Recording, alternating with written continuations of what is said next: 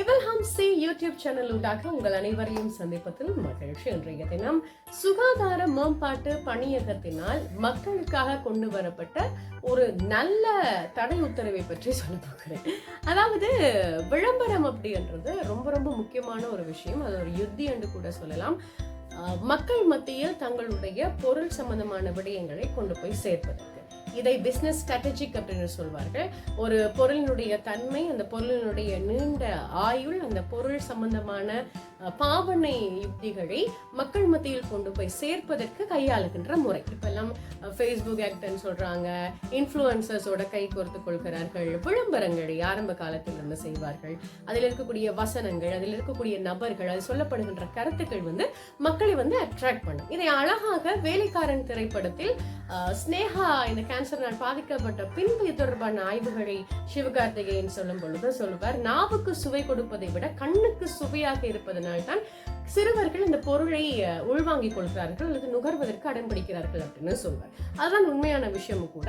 இதை மையப்படுத்தியதாக, அதாவது இந்த படத்தை பார்த்தா செஞ்சிருப்பாங்கன்னு சொல்ல வரையில, சில ஆய்வுகளின் அடிப்படையில முடிவுல இப்ப என்ன சொல்லியிருக்காங்கன்னா, 12 வயதிற்கும் குறைந்த சிறுவர்கள் நடிக்கின்ற விளம்பரங்கள் அல்லது காட்சிப்படுத்துகின்ற விளம்பர பலகைகள் அல்லது நோட்டீஸ், அது மட்டும் இல்லாம பாலூட்டும் தாய்மார், கர்ப்பிணி தாய்மார்களை சித்தரிக்கின்ற சில காட்சிகளோடு இருக்கக்கூடிய விளம்பரங்களை தடை செய்ய போவதாக சொல்கிறார்கள். காரணம் என்னவென்றால், முறையற்ற உணவு பழக்க வழக்கத்தினால் நோயாளர்கள் ஆகின்ற தன்மை இலங்கையில் அதிகரித்திருக்கிறதா. குறிப்பாக சொல்ல போனால், ஒரு நாளைக்கு ஒரு நபர் 2.8 கிலோகிராம் உணவை நுகர்ந்து கொள்கிறாராம். அப்போ கூட்டி கழிச்சு பார்த்தா ஒரு வருஷத்துக்கு ஒரு 150 கிலோகிராம் அரிசியை மட்டுமே, அதை விட அதிகமான அரிசியை மட்டுமே ஒரு நபர் உட்கொள்கிறதாக சொல்றாங்க. அது மட்டும் இல்லாம ஒரு வருஷத்துல 30 கிலோகிராம் சீனியை தெரிஞ்சோ தெரியாமலோ விருப்பம் இல்லாமையோ ஒரு நபர் உடலுக்குள்ள கொண்டு போறாராம். ஆக நாங்க இப்போ மிக ஆபத்தான ஒரு இடத்துல இருக்கிறோம். ஆரோக்கியமான உணவையும் விட்டுட்டோம், அளவான உணவையும் விட்டுட்டோம். என்ன சாப்பிட்றோம், ஏன் சாப்பிட்றோம், சமைக்க சாப்பிட்றோமா, ஏவர வந்துச்சுதா, வயிறு கோளாறு இருக்கா, இதெல்லாம் எதுவுமே இல்லாம தினமும் ஏதோ ஒரு பிரச்சனையை நோக்கி ஓடிட்டே இருக்கும். சில நேரத்துல வைத்திய மாஃபியாவோட பிரச்சனை போயிட்டு இருக்கு, இன்னொரு பக்கம் பாத்தீங்கன்னா எலெக்ஷன் இஷ்யூஸ் போயிட்டு இருக்கு, இன்னொரு பக்கம் இன்ஃப்ளூயன்ஸா மறுபடியும் வந்தாச்சுன்னு சொல்றாங்க, பணம் தேவை இருக்கிறது, கிரைசிஸ் இஷ்யூவோட போராடி கொண்டு இருக்கிறோம், வெளிநாட்டுக்கு போறதாக சொல்லி ஏமாந்து கொண்டிருக்காங்க. இப்படி எக்கச்சக்கமான பிரச்சனைக்கு மத்தியில பேசிக்கா சுவர் இருந்தா தான் சித்திரம் வரையலாம் என்ற மாதிரி உடல் இருந்தா தான் எந்த உழைப்பையுமே மேற்கொள்ளலாம். உடல்லையே இப்ப பாதிப்புகள் அதிகமாக்குறதுன்னு சொல்றாங்க. கார்போஹைட்ரேட்டினுடைய அளவு அதிகரிக்கிறதுனாலையும் சுகர் லெவல் அதிகரிக்கிறதுனாலையும் பல்வேறுபட்ட தீங்குகள் நடைபெற்று கொண்டிருக்கிறதாம் ஒரு மனிதனுக்கு. கிட்டத்தட்ட ஒரு ஆய்வுல சொல்லி இருக்கிறாங்க, 2025ஆம் ஆண்டுக்குள் இலங்கையில் மட்டும் 18 தொடக்கம் 40 வீதமானவர்கள் BMI, அதாவது உடல் பருமன் அதிகரித்து 20 வீதமானவர்கள் இறக்கக்கூடிய வாய்ப்பு இருக்குன்னு ஆய்வு சொல்லுது. இந்த ஆய்வெல்லாம் நம்ம நம்புறதா இல்லையான்ற ஒரு குழப்பம் இருக்கு. ஆனா நம்பித்தான் ஆக வேண்டும். இப்போலிருந்தே மாற்றங்களை ஏற்படுத்தணும். ஏனாம் இல்லை, இப்போ கொரோனாலாம் வந்த பிறகு பழைமையை தேடி ஓடினோம், பல மாற்றங்களை கொண்டு வந்தோம், நேரம் கொடுத்தோம், மினக்கட்டம். இந்த மினக்கெடுதல் எல்லாம் இப்போ மறுபடியும் நாங்க மறந்து போயிட்டோம். அதனாலதான் இந்த சிக்கல் மறுபடியும் தலை தூக்கி இருக்கிறது. அதோட இருதய நோயாளர்களுடைய எண்ணிக்கை அதிகரித்திருக்கிறதா சொல்றாங்க. 18 வயதுல இருந்து 16 வயதுன்னு கூட சொல்லலாம். 16 வயதுல இருந்து 45 வயதுக்கு உட்பட்டவர்கள் அதிகமாக இருதய நோயால் பாதிக்கப்படுகிறார்களாம். அதோட இன்னும் ஒரு பிரச்சனை என்னன்னா, இந்த மாரடைப்பு அல்லது பிளாக் இருக்கு, இல்லாட்டி ஏதாவது ஒரு சிக்கல் இந்த இருதயம் தொடர்பாக இருந்ததுன்னா, இந்த இருதய நோயாளர்கள் அரசு வைத்தியசாலையில 2048ஆம் ஆண்டு வரைக்கும் வெயிட் பண்ணித்தான் ஆபரேஷன் செய்யணுமா.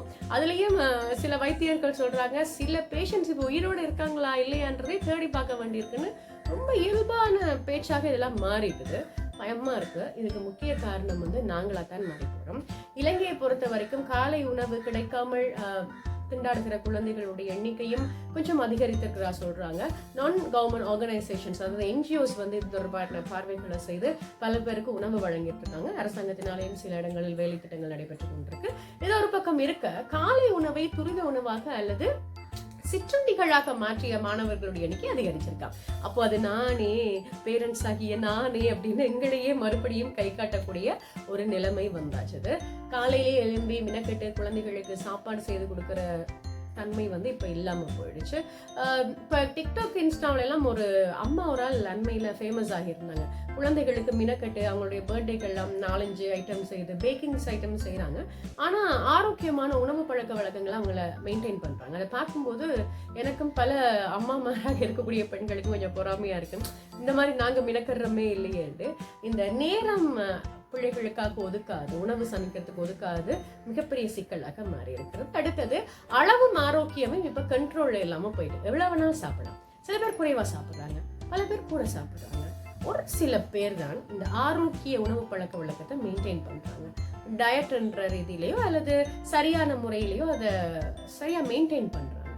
ஆக மொத்தத்துல பெற்றோர்களாகிய நாங்க இலக்குத்தன்மைக்காகவும் சில பழக்க வழக்கங்களையோ அல்லது உணவு பழக்க வழக்கங்களையோ பிள்ளைகளுக்கு சொல்லிக் கொடுக்குறாங்க. அதுக்கு பிறகு அவங்க அம்மா வாங்க எங்க சிச்சட் அப்படின்ற மாதிரி சில அடியில் வர மாதிரி எங்கள்கிட்ட அடம் பிடிக்கிறாங்க.